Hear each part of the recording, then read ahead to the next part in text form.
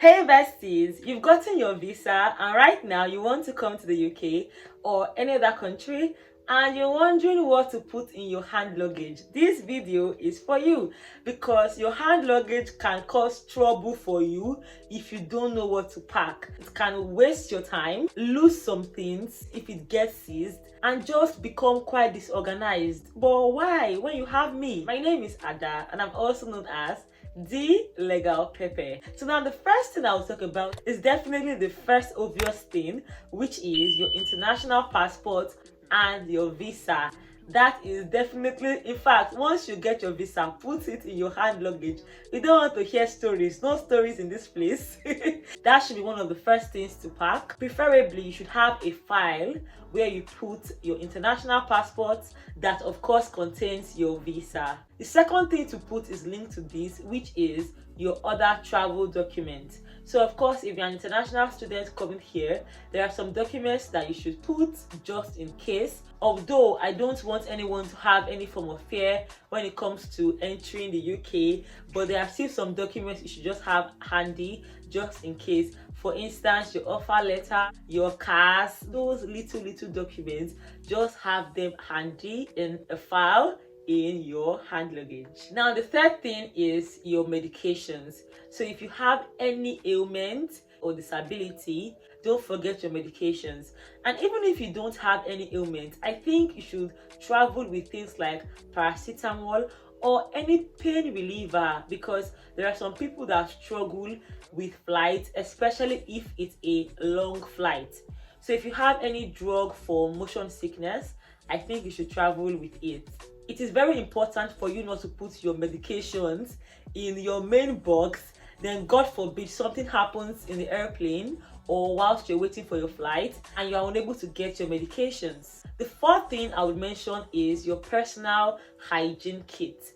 And to me, this is irrespective of whether you're a man or you're a woman. As someone that is traveling, please ensure you have a hygiene kit.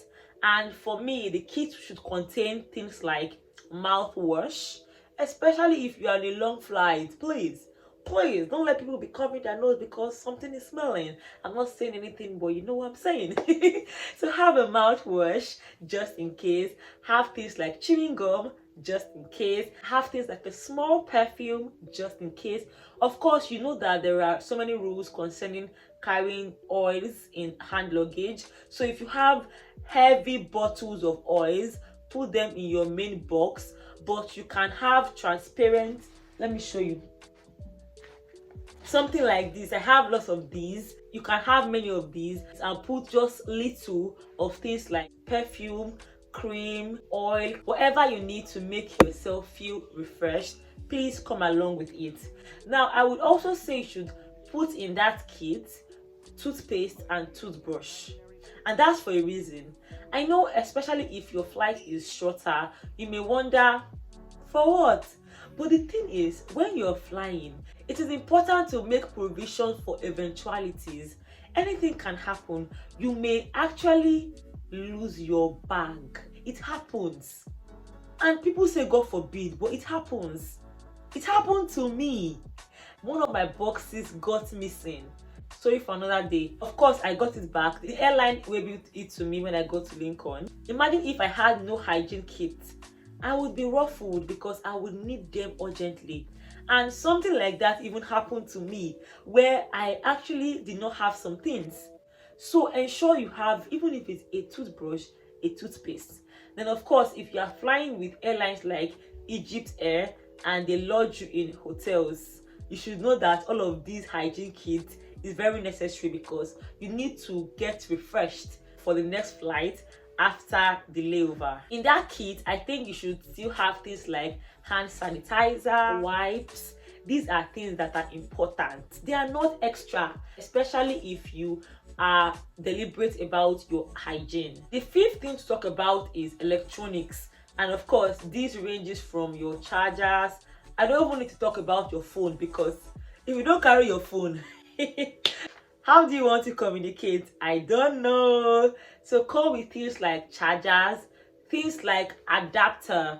And this is very important because if you are flying with airlines like Royal Air Maroc, you need Not just an adapter, but one that is very flexible, one that is multifunctional that you can use with various sockets. I'll be linking a video I've made about Royal Air Maroc and Qatar, so you would understand the things that you need for some of these airlines. I also think regardless of the airline you use, you should still come along with your power bank just in case. The sixth thing I'll talk about is headphones or earbuds, and if possible come with a noise cancelling headphone, especially if you are very sensitive to those noises that you would hear in an airplane. So come along with your headphones, your headset, your earpieces.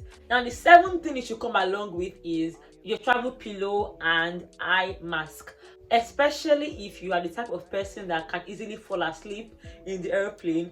You should be comfortable, especially if it's a long flight. Make yourself comfortable, get this pillow, get the eye mask and sleep. But if you don't have a travel pillow, you can actually improvise using a hoodie.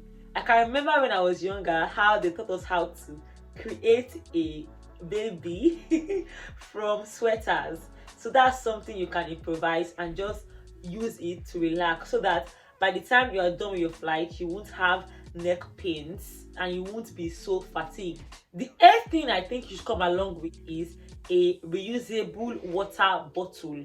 And that's something like this, or anything like a water bottle that you can just put. And this is because if you're familiar with airports and their rules, most of them don't allow you to come with so many liquids. Most of them put a cap of 100 ml for your liquids. So for your water, you will see them telling you, okay, drink it. But if the water bottle is empty or close to empty, that could help you, because with the empty water bottle in the airplane, you can easily request for water and that serves you. And the reason why I said a reusable one is so that after you drink, you can still have it and keep using. Now, the ninth thing I think you should include in your hand luggage is an extra pair of clothes. Just like I said previously, anything can happen, and this may be because I'm quite organized and I like to make provisions for contingencies, because something may happen that may require you to change your clothes.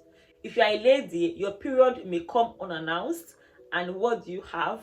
Just anything can happen, and it will not cost you too much to have a change of clothes in your hand luggage. The final thing to come along with, which should be number one, is money. Come with money, please. Now, this may be dependent on whatever money is to you. It could be with you coming with your credit card, your debit cards, whatnot. For me, I prefer good old physical cash, because as I said, you may be in a situation where you need to pay for something and you have no cash on you. So before coming to the UK, if you are able to change some currencies, just come with it physically. It does not have to be a lot of money, but just something in case of emergencies for you to sort out yourself.